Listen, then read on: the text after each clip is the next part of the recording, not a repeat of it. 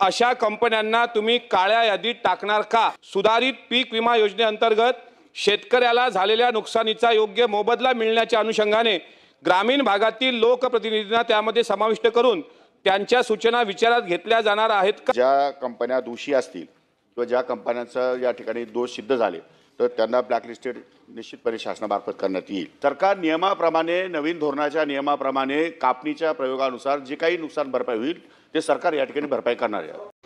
मित्रांनो, 2025च्या खरीप हंगामापासून राज्यात सुधारित पीक विमा योजना राबवण्यात येणार आहे। अशा प्रकारचा एक GR सुद्धा काही दिवसांपूर्वी शासनाने निर्गमित केला होता। या GR मध्येही नवीन पीक विमा योजना ही खरीप 2025 ते रब्बी 2026 पर्यंत राबवली जाणार आहे असे सुद्धा सांगितले होते। यामध्ये ही योजना 2 विमा कंपन्यांच्या माध्यमातून राबवली जाणार आहे।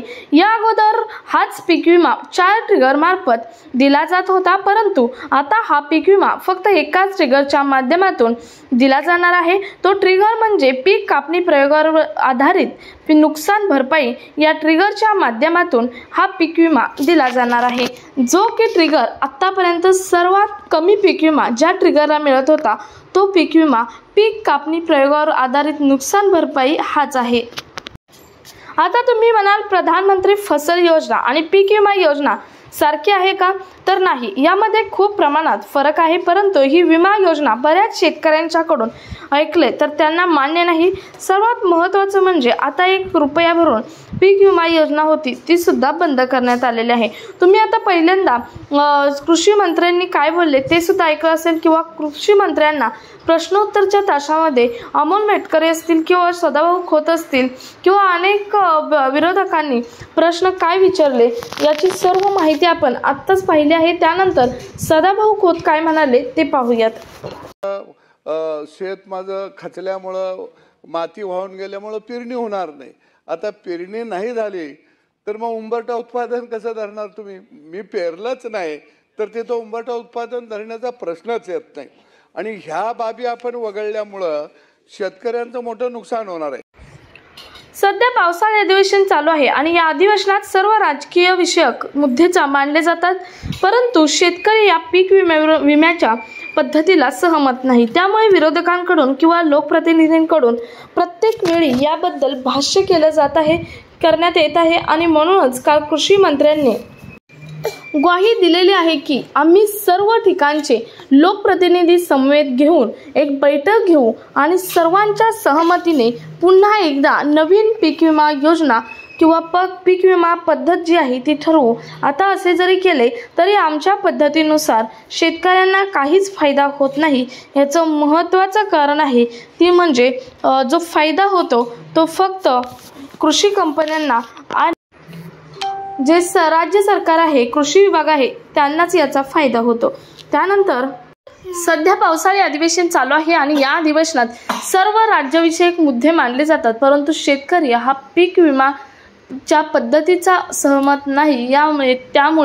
यामुळेच विरोधकांकडून किंवा लोकप्रतिनिधींकडून प्रत्येक वेळी याबद्दल भाष्य करण्यात येत आहे आणि म्हणूनच काल कृषी मंत्र्यांनी तसे पाहिलं तर गेल्या 5 वर्षात नैसर्गिक आपत्तीमुळे शेतकऱ्यांचं बरंच नुकसान झालेलं आहे आणि त्यामुळे शेतकऱ्यांना उत्पन्न घेणं कमी झालेलं आहे। शेतकऱ्यांकडून उत्पन्न घेणं कमी झालेलं आहे आणि यावर्षी तर फारच कमी उत्पन्न घेतलं जाणार आहे। त्यामुळे आता फक्त 1 ट्रिगरच्या माध्यमातूनच पीक विमा दिला जाणार आहे। याचा फायदा कोणत्याच शेतकऱ्याला न होता एकतर विमा कंपन्यांना किंवा ज्या राज्य सरकार कृषी विभाग आहे त्यांनाच होणार आहे। यामध्ये तसं पाहिलं तर पूर्ण अभ्यास केला असता, कॅल्क्युलेशन केलं असता तर फायदा शेतकऱ्यांचा नाही होणार तर सरकारचा आणि विमा कंपन्यांचा होणार आहे। सरकारने पहिल्यांदा तर शेतकऱ्यांना फर्स्ट प्रायोरिटी द्यायला हवी होती, परंतु तसे न करता सरकारने अधिकाऱ्यांच्या वचनावर शब्दावर ठरवलेलं आहे की पीक विमा किती द्यायचा, कोणत्या ट्रिगरच्या माध्यमातून द्यायचा आणि कोणत्या शेतकऱ्यांना द्यायचा तो। महत्त्वाचं म्हणजे कप अँड कॅप मॉडेल वापरल्यामुळे आता शेतकऱ्यांना काहीच फायदा होणार नाही, म्हणजे जास्त पीक विमा असेल तर पूर्ण राज्य सरकारला आणि कमी पीक विमा असेल तर निम्मा राज्य सरकारला आणि निम्मा विमा कंपन्यांना मिळणार आहे आणि त्यामुळे शेतकऱ्यांना काहीच उपयोग होणार नाही। बरोबर मीडियाच्या समोर येऊन कृषी मंत्री असेल किंवा महायुतीचं कोणतंही सरकार असेल तर मीडियाच्या समोर येऊन सांगितलं जातं की आम्ही असं ठरवू तसं ठरवू किंवा शेतकऱ्यांना याचा फायदाच होणार आहे, शेतकऱ्यांना प्रायोरिटी दिलेली आहे।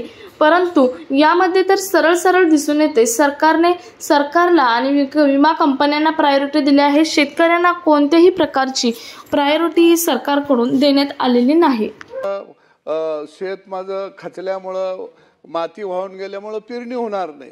आता पेरणी नाही झाली तर मग उंबरठा उत्पादन कसं धरणार तुम्ही? मी पेरलंच नाही तर ते तो उंबरठा उत्पादन धरण्याचा प्रश्नच येत नाही आणि ह्या बाबी आपण वगळल्यामुळं शेतकऱ्यांचं मोठं नुकसान होणार आहे। आता अधिवेशनात काल विरोधकांनी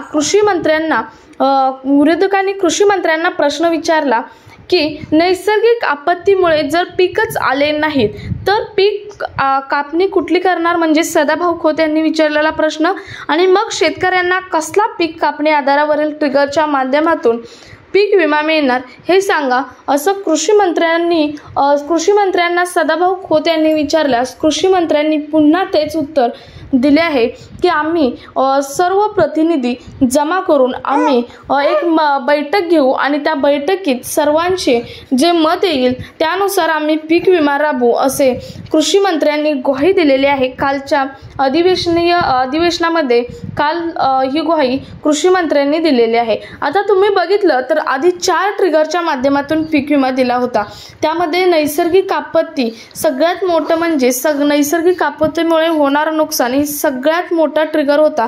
या ट्रिगरच्या माध्यमातून सगळ्यात जास्त पीक विमा हा शेतकऱ्यांना मिळत होता। दुसरा होता की हंगामातील प्रतिकूल परिस्थितीमुळे मिळणारी नुकसान भरपाई, यानंतरचा दुसरा, त्यानंतर तिसरा होता की काढणी पश्चात नुकसान भरपाई, हा तिसरा ट्रिगर होता। आणि चौथा होता सर्वात कमी जी नुकसान भरपाई मिळत होती तो म्हणजे पीक कापणी आधारावरील नुकसान भरपाई। आणि तोच सरकारने आता पीक विमासाठी ट्रिगर निवडला आहे आणि त्याच्या माध्यमातून हा पीक विमा दिला जाणार आहे। त्यामुळे सदाभाऊ खोत यांनी विचारलेला प्रश्न बरोबरच होता, जर नैसर्गिक आपत्तीमुळे जर पीकच आलं नाही तर पीक कापणी प्रयोगावर आधारित नुकसान भरपाई तुम्ही काय देणार आहे, आणि असं झाल्यावर शेतकऱ्यांचं नुकसानच होणार आहे आणि यात फायदा मात्र पीक विमा कंपन्याचा आणि राज्य सरकारचा होणार आहे हे स्पष्टपणे दिसून येत आहे। त्यामुळे ही योजना राबवली तरीही फायदा शेतकऱ्यांचा नाही आणि नाही राबवली तरीही फायदा शेतकऱ्यांचा नाही। त्यामुळे ही योजना राबवायची असेल तर त्यात सुधारणा आणा, असं प्रत्येक विरोधकाकडून किंवा शेतकऱ्यांकडून सुद्धा मागणी येत आहे। सो हा कामाचा आणि महत्त्वपूर्ण व्हिडिओ जास्तीत जास्त शेतकऱ्यांपर्यंत शेअर करा। भेटूयात पुढच्या एका नवीन अपडेट सोबत, तोपर्यंत धन्यवाद।